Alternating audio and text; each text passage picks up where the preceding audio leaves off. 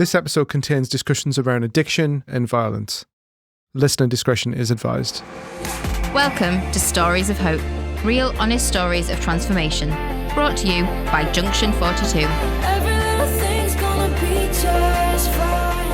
On today's episode... I said to him, God, you need to put me in the block. Because if you leave me up here, I'm going to kill someone. My head's going, well, do I have to kill someone to go in the block? Is that what you're telling me? Every little thing, everything will be alright.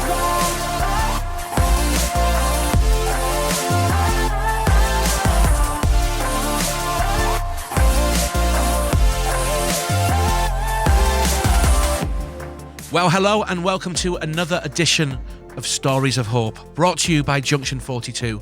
Normally I like to do like a little bit of an intro, kind of open up the episode, say something interesting. However, we're actually sat recording this episode in pitch black. It's October, it's about 4:30, and last night the venue which we organised to meet in to record this podcast / episode, there was a bit of a flood that came through the ceiling, and we're now surrounded by buckets with dripping water. There's plaster coming off the walls, and because obviously water is involved, we actually have no light. There's no electricity. I feel like I'm recording this like blind. If you'd have told me I got some lights, I could have brought and put them there, 2 little lights that the battery operated. But they came in real handy considering everything's gone through the roof. Now, I got battery lights, so I don't need to mess about the switches in me. Trying to turn them 2 little lights on and I'm away, man. I've got an excellent square one. That's bright as hell. It's sad that you've got to go to that, isn't it? Extent in one of the richest countries in the world. I'm literally using candles for a heater.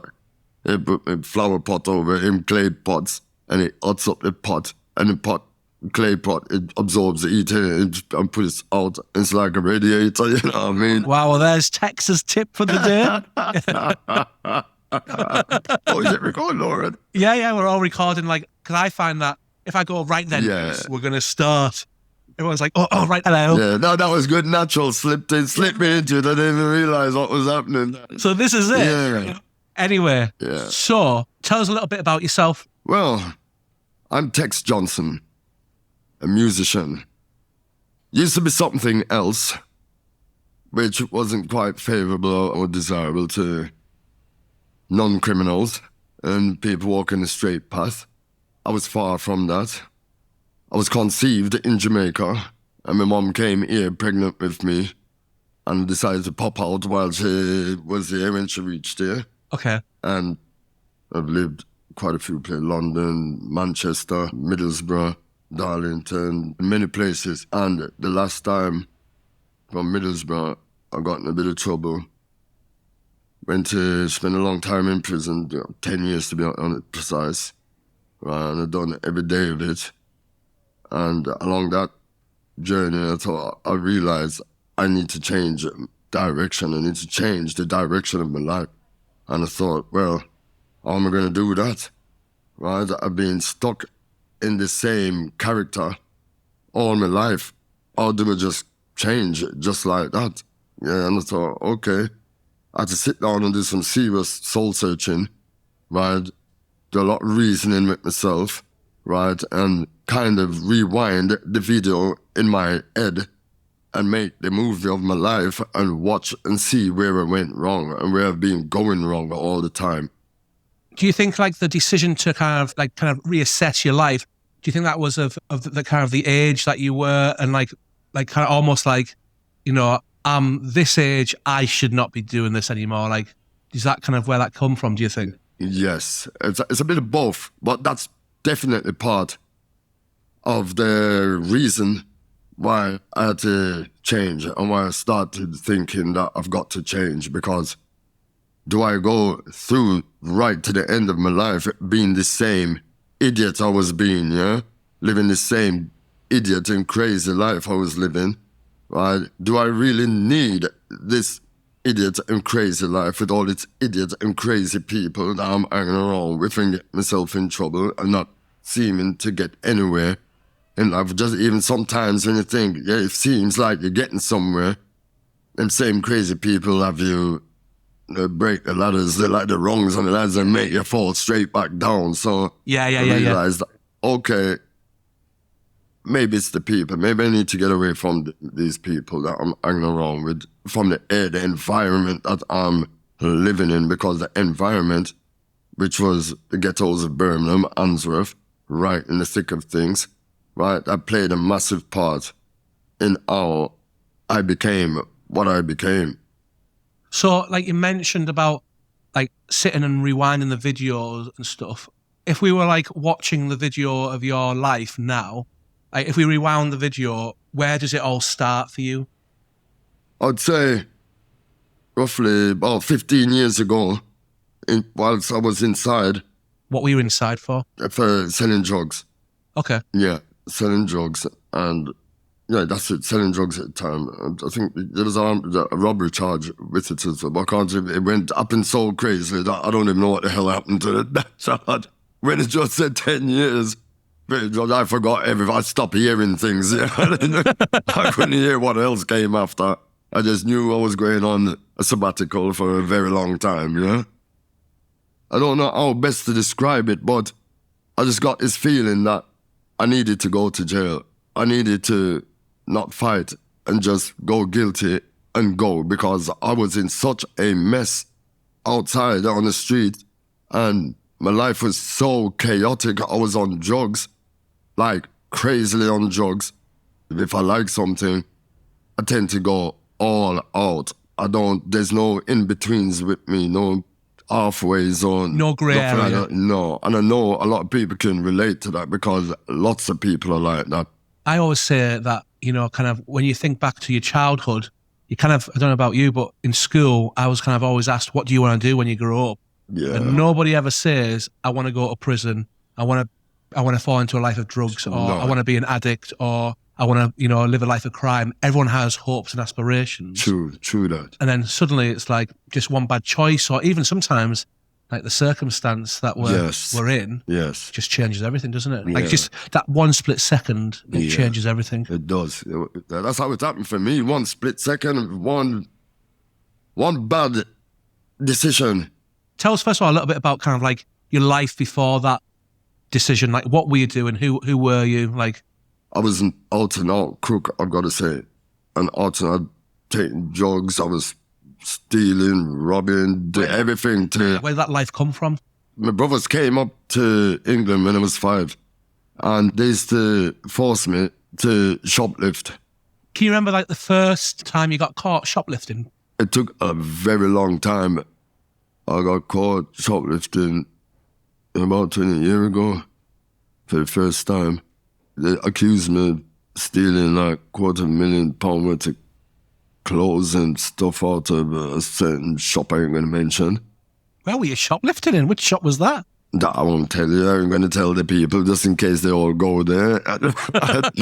I get my clothes from Primark, and I'm thinking, gosh, how much would I have to take for $250,000? Yeah, well, this shop was a bit upmarket more than... Okay. It wasn't on the same level. You couldn't get nothing there for £5 and a pound or £2. No, it was way above that.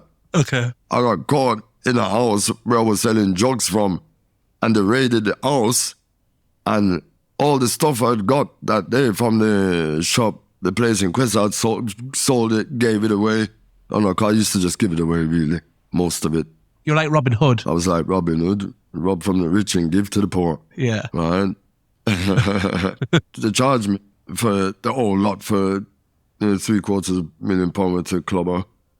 But when I raided the house, the only thing that was there was one pair of trousers. The trousers were so pretty and so nice. You didn't want to get rid of them. I didn't want to. I'm keeping this for myself because when I go out, I'm a look bougie, you know what I mean? Pretty colours. I can't even describe it for someone to picture what his trousers look like, but it was like 175 quid. When they raided the house, they took everyone one by one into the toilet, strip searched you, and if they find anything on you, you go march straight into the van. If they don't find nothing on you, you go straight out and you're free to go. Yeah. Well, they didn't find nothing on me, so they said I could go. I Went downstairs, went out, and I knew the whole raid really was for me. Really, it's me they wanted. And I remember the trousers, and I said, "Oh my God," I said, "I left my trousers in there, can I go and get it?" So the copper said, "Yeah," and he followed me into the living room to go and get it. Boy, that's a nice pair of trousers. He said, "Give us a look." So I said, "Nah, I just want to go." And he dragged it out my hand quickly. He had the big price, the alarm tag staring me in the face. So he looked at me and says, You haven't got a receipt for those, have you? "Yeah, they're saying that it must have been me that was taking all the clothes because they've been trying everything to catch the person who's been taking them." Hearing a little bit about your story, obviously, I also was told that you were massive in gang culture in Birmingham. Yeah. Can you just tell us a little bit about how that came to happen, how you became to be in a gang?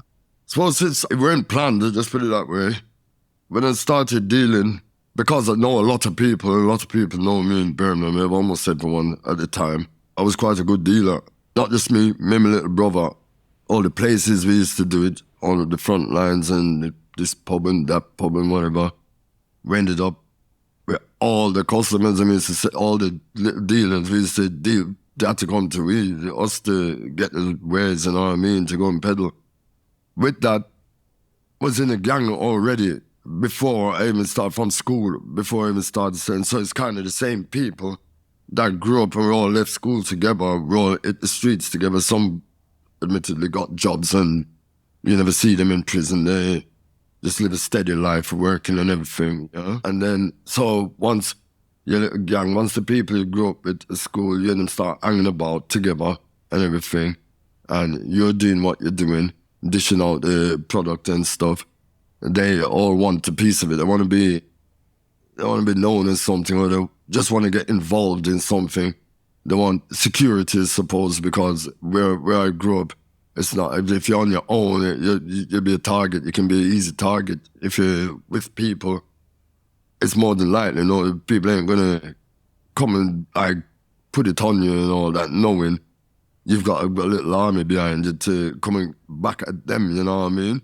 People don't think twice about in life itself. I guess it just started out quite naturally, quite organically, as, you know, you made a success selling drugs. Yeah. You know, people, they always smell success, don't they? And it's like, I'll have a bit of what he's having. And yeah, they super glue themselves to it. Yeah. You can't be, for love nor money, you can't get them, you can't unprize them. And that super glue strong, you can't get them away from you. I could make up to £20,000 a day and all that daily. Was there any particular points where you were frightened, or you were in a situation where you thought, this isn't going to end good here? Well, I've nearly been killed a few times and managed to escape by the skin of my teeth. Right? Sometimes I don't even know how I'm alive today, but I've had guns in my face. Someone squeezed the trigger and it didn't go, it jammed. I remember being in the blues and some people was looking for my brother and made him look like twins. So seeing two dudes there with two machetes, right? One has chopped me up. And that's kind of nothing to compare with everything else. If I told you most of the things, I went, that's happened to me in life the amount of times, and how the situations friggin' came about, how I nearly died, could have got killed. You would really wonder, how the hell am I sat across the table from this man? How is he alive, you know what I mean? I'm guessing when you're making like £20,000 a day, I mean, do you even think, I need to stop this? Or do you kind of think, it's worth the money? You don't think, you just keep getting greedier and greedier, that's all. You don't stop until they catch you and take it all away, you lose it all. And that's what happened to me. I lost it all. When did it all fall apart, like, for you? When I got to 10 years, it was about halfway through it, you know what I mean? And I had a light bulb moment, and it was then that I realised. Someone said something to me on the phone that proper got alarm bells ringing, and smashed all my cell up. Went to the end of the landing and says to the officers, we call them screws, right? And says to him, Gov, the block. You need to put me in a block, because if you leave me up here, I'm going to kill someone, right? My head's going, I need it off the land. And he says, but you haven't done anything, so we can't put it in the block. I said, well, What, do I have to kill someone to go in the block? Is that what you're telling me? And it took one look at me and they knew me pretty well and they knew I was serious, that something must have just happened and I'm at the end of my wits, yeah? I'm about to blow, yeah? The person I am today, that's who I really was. That's who I really am. Not that person. The environment molded me into that I was there, you know what I mean? That weren't me.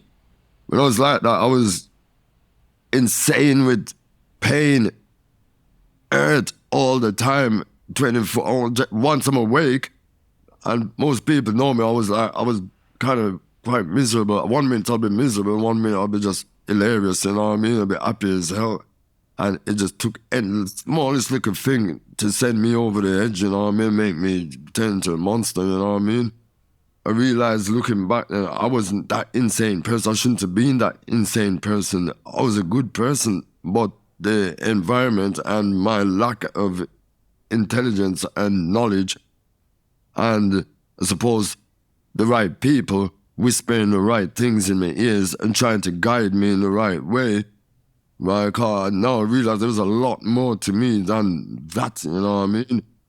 It takes great tribulation. It takes them to wrestle with great suffering and tribulation for them to find themselves, you know what I mean? To find that actual road that they've been searching for to reach that contentment friggin' stage, you know what I mean? To reach the light at the end of the tunnel, want for a better word, you know what I mean?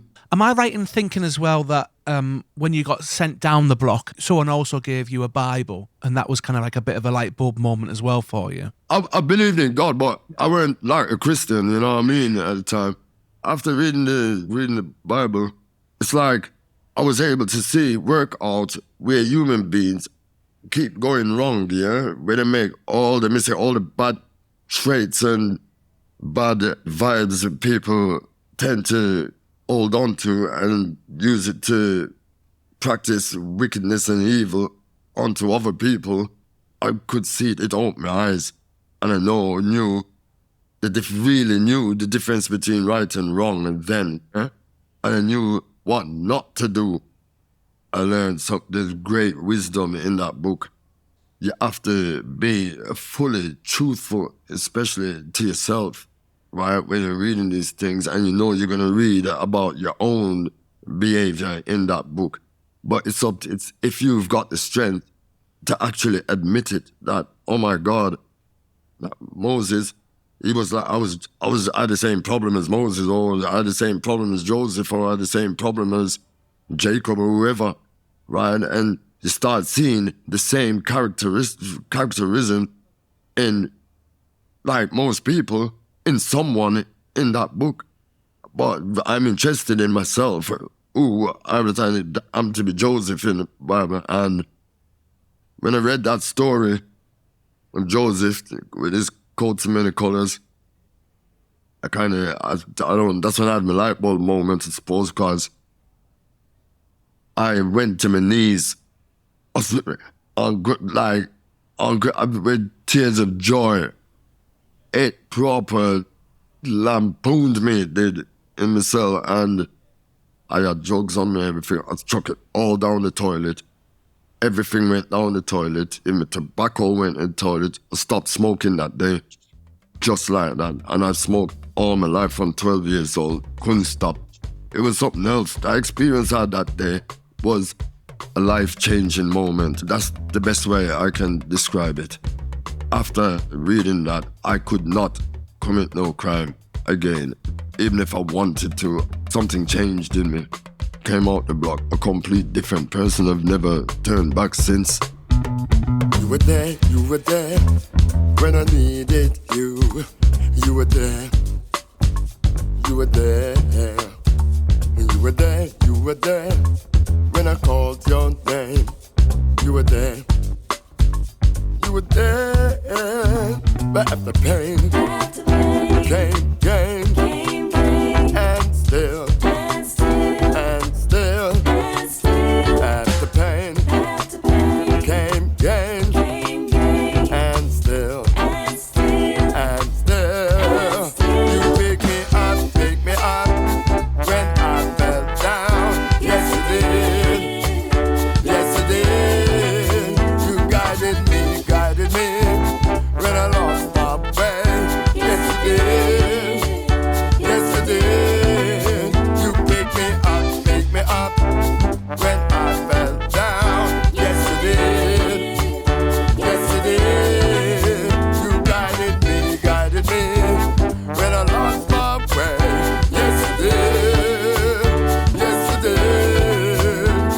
You're the light that sends the night away. Send the night away.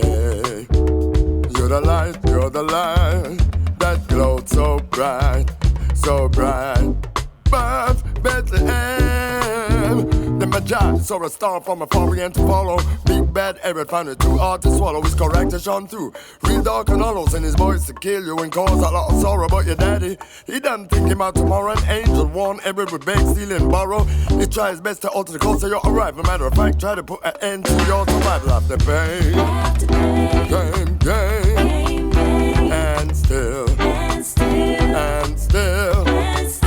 after pain, came gains, and still, you pick me up when I fell down. Yes you did, you guided me when I lost my way. Yes you did, you pick me up when I fell down. Yes you did, you guided me when I lost my way. Yes you did, you pick me up, pick me up, pick me up, pick me up, pick me up, pick me up, pick me up. You pick me up, pick me up, pick me up, pick me up, pick me up, pick me up, pick me up.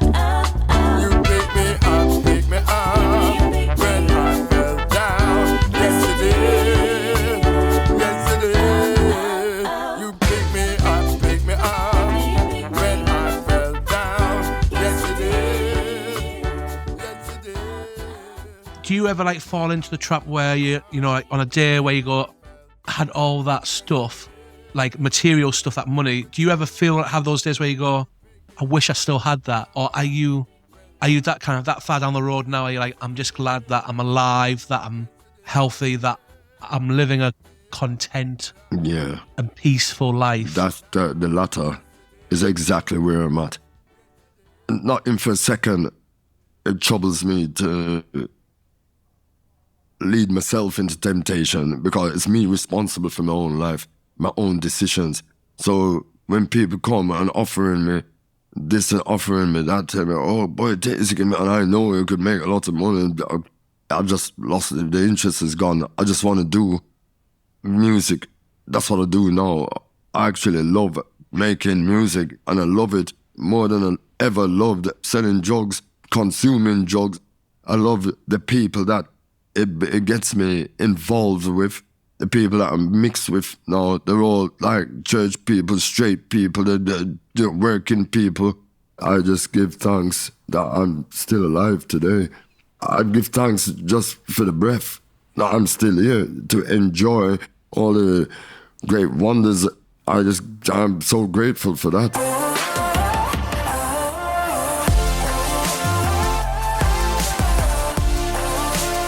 This has been a UCB podcast in partnership with Junction 42. Find out more about Junction 42 at their website, junction42.org, and make sure you subscribe to the show to hear a new episode every Tuesday.